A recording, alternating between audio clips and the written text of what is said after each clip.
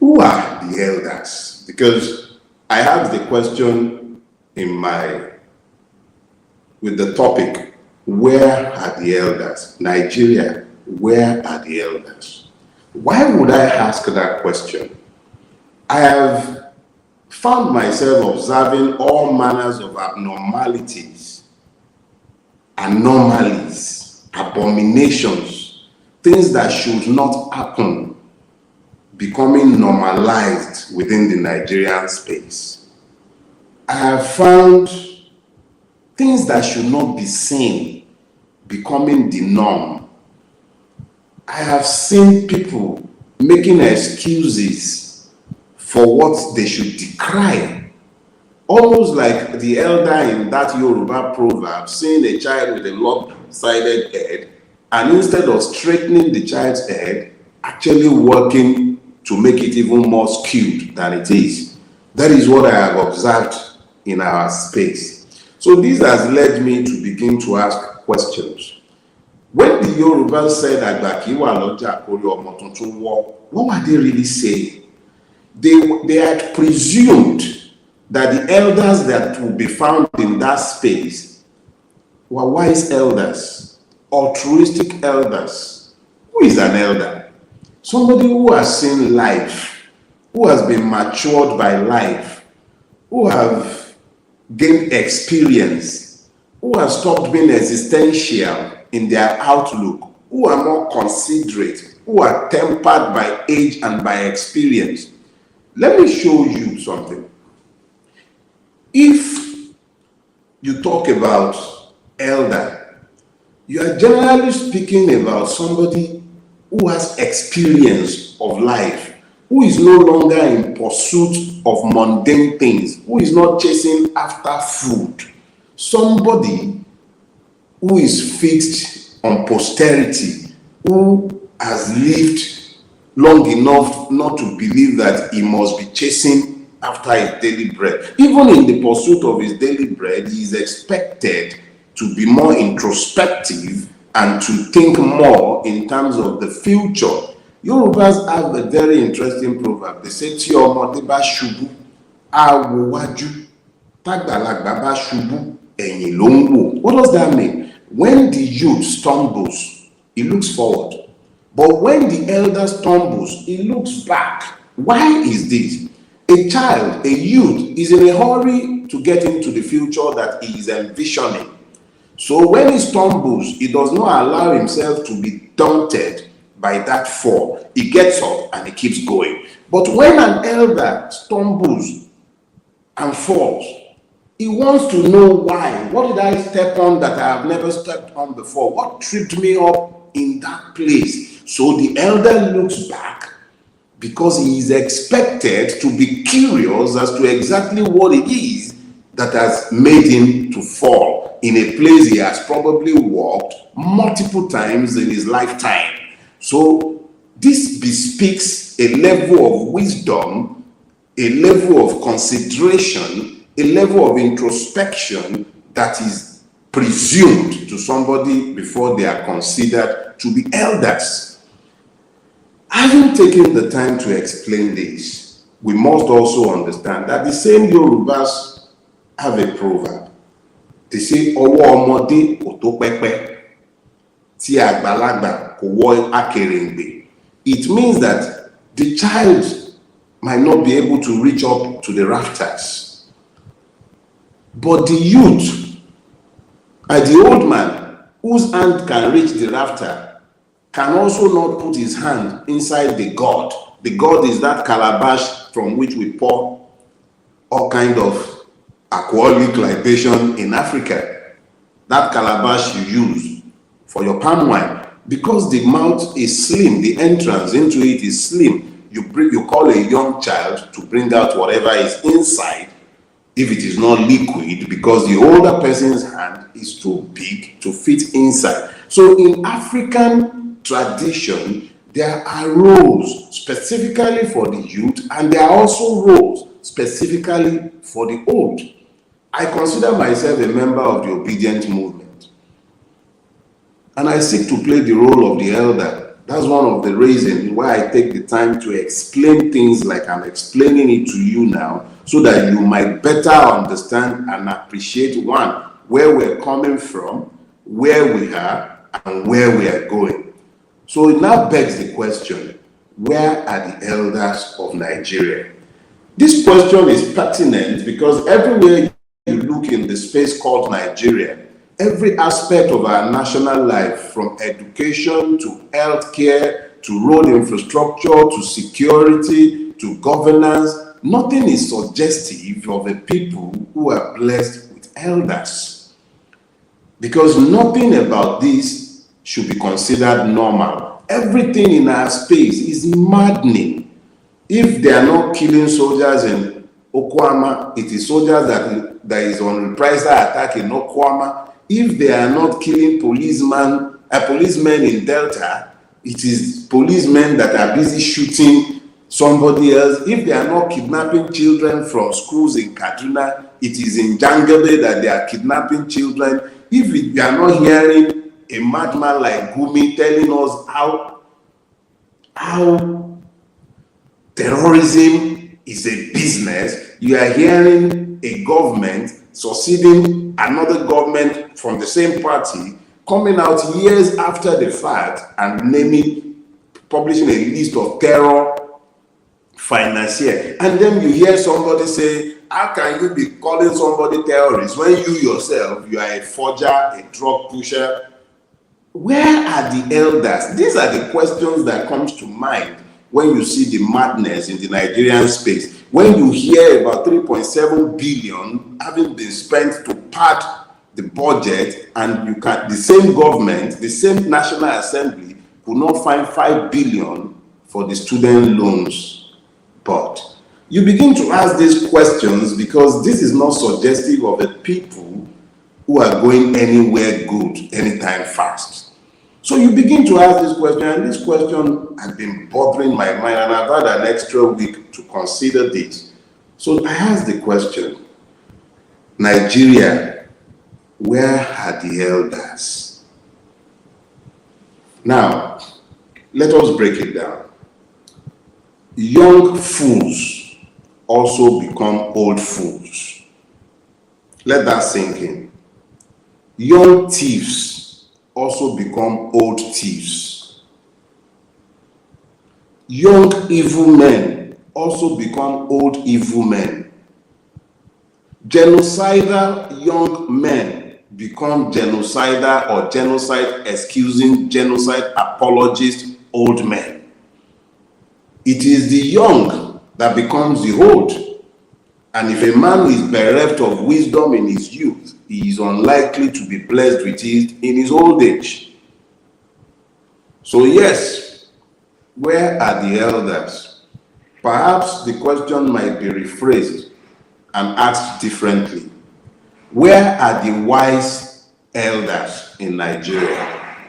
Because we appear to have a surfeit of stupid old people in Nigeria. Our country is suggestive of a place populated by fools. So if the youth can be excused for being foolish, what do we say to the old who are not bringing anything to suggest that they are full of wisdom? They are full of age, quite all right, but are they full of wisdom? These are the questions that we must of necessity begin to ask of ourselves.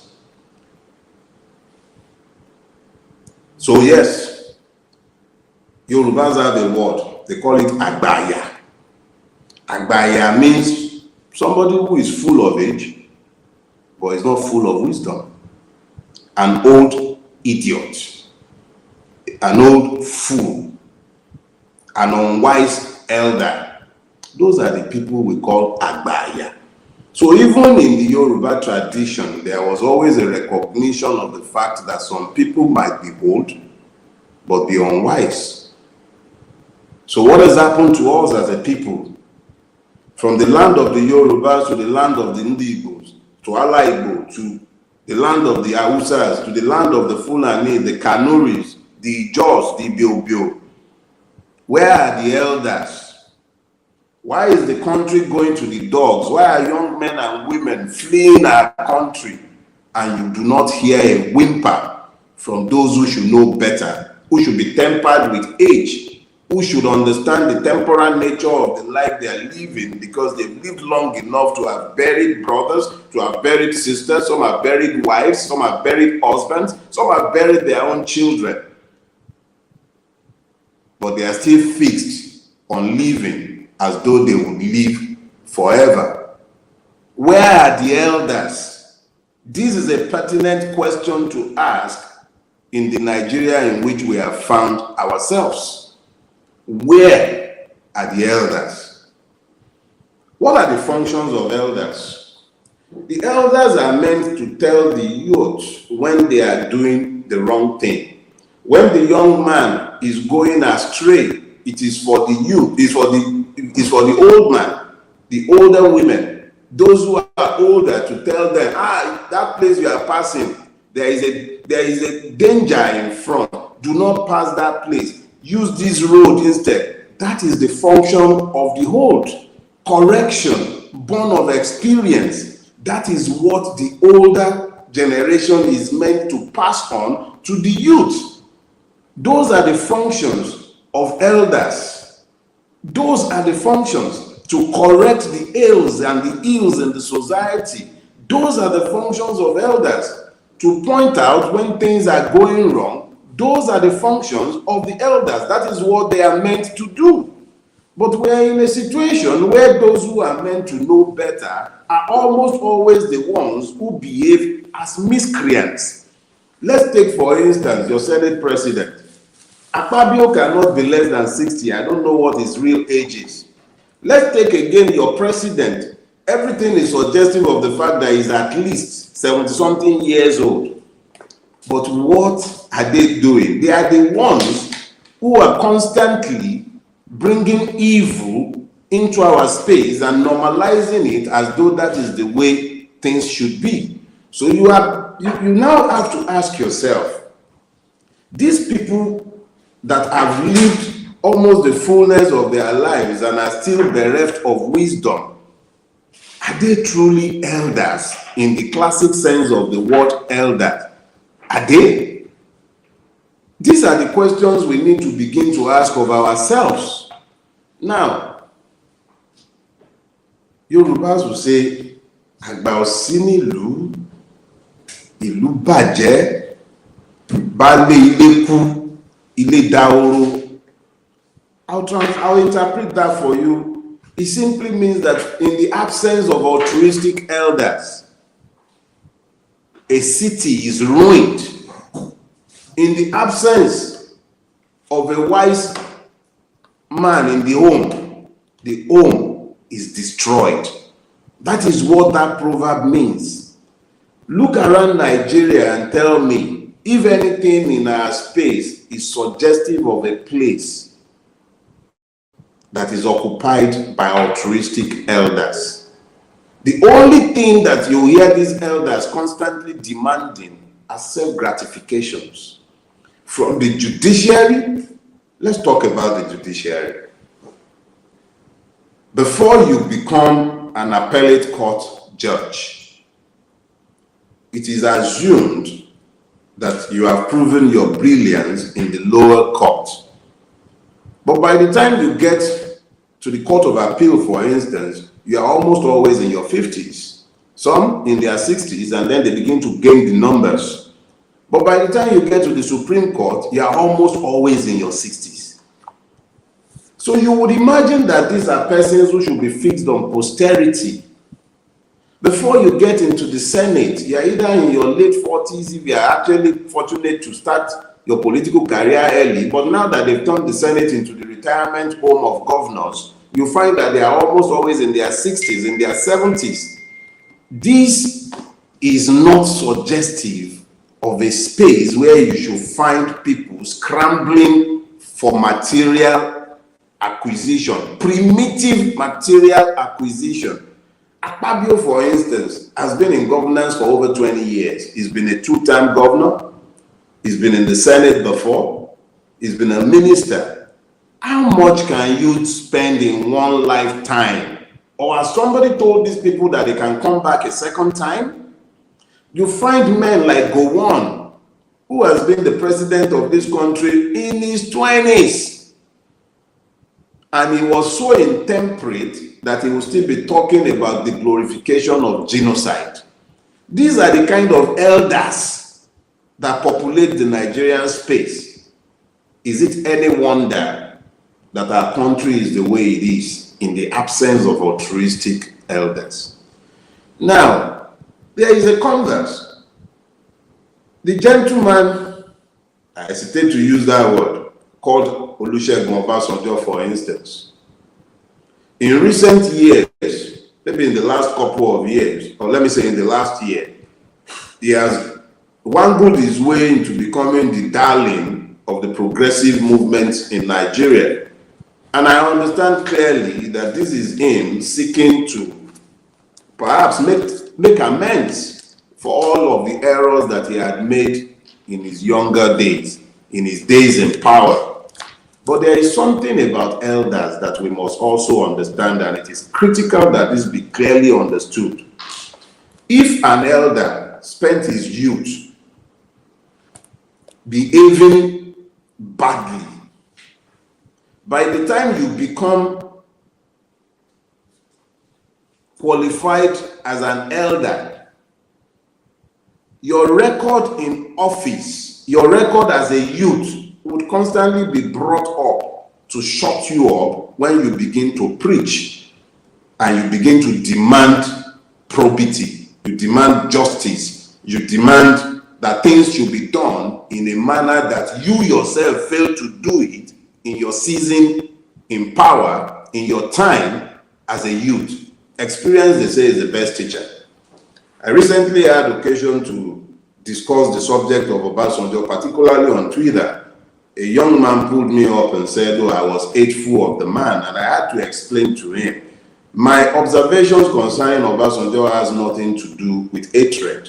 It is essentially because words that should be credible in his mouth have been rendered devoid of credit because of his record. If Obasanjo, as president, had supervised elections that are reflective of the will of the people, he would have had the credibility to call out the fraud that is Yakubu of INEC. If Obasanjo had not sanctioned the state murder in Odi, in Zakibiam, he would have had the credibility to call out the evil that is being done in the Delta today and that was done in Bayelsa a few days ago.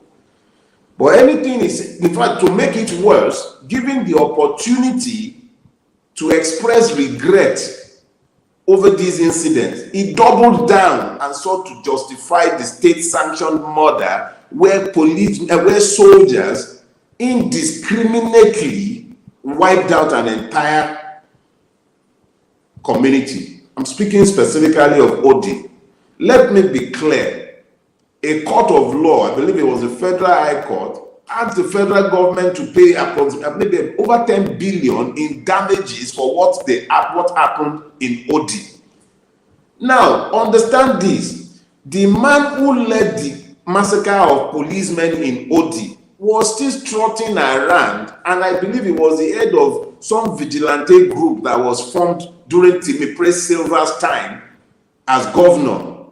So a murder that had taken place, I believe, since 2000, the murderer, the head of that group, I think some guy named Ken, was not apprehended and killed in questionable circumstances for that matter until about 2009.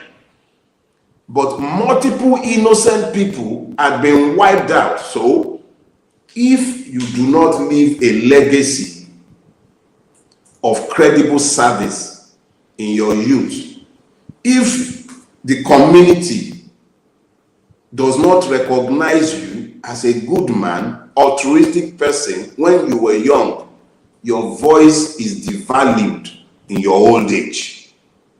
So it is not every elder that preaches good that is listened to. I am very careful, perhaps because of my bias and love. Painful, I must say, for certain elders. I'm constrained to ignore their own role in seeking to normalize the madness with which we are living today. I'll let others deal with their own role. Like I said, I am biased. When you love someone, you're sometimes blinded to their ills. I'm not blinded to his ill, but I will not speak to his own. I'll let others deal with that. The reality of the matter is that across the length and breadth of our country, what we have are generally bias. Elders devoid of wisdom, shorn of shame, incapable of envisioning the future or guiding the youth in a manner that is suggestive of an harvest of their capacities. They are more focused on dissipation. In their old age, they are still busy chasing skirts. In their old age, they still want to build mansions. How many rooms can you sleep in one lifetime? They are still chasing cars. They are still consumed by their carnality. The assumption is always that as you grow older, you become tempered. You become focused on the hereafter. You become more inclined to consider the future. You become more inclined to consider when you will no longer be on this earthly plane, and you seek to do things that would help the younger generation to find and correct the errors that you made in your youth based on your experiences. Unfortunately for us, this is not the case in our space. It is either they are silenced by their appetite, silenced by their bigotry, silenced by their greed, blinded by pursuit of material acquisition. You find men in their 80s still stealing. You find people who should have retired and allowed their children and their children's children to take the stage, still busy jostling for space. They go to the Senate to sleep. This should be the incubation space for ideas, but it is the place where they go to sleep. The only thing they want is to be remembered when prayers are sent to inboxes. So where are the elders of Nigeria? It is painful to say that our elders are nowhere to be found.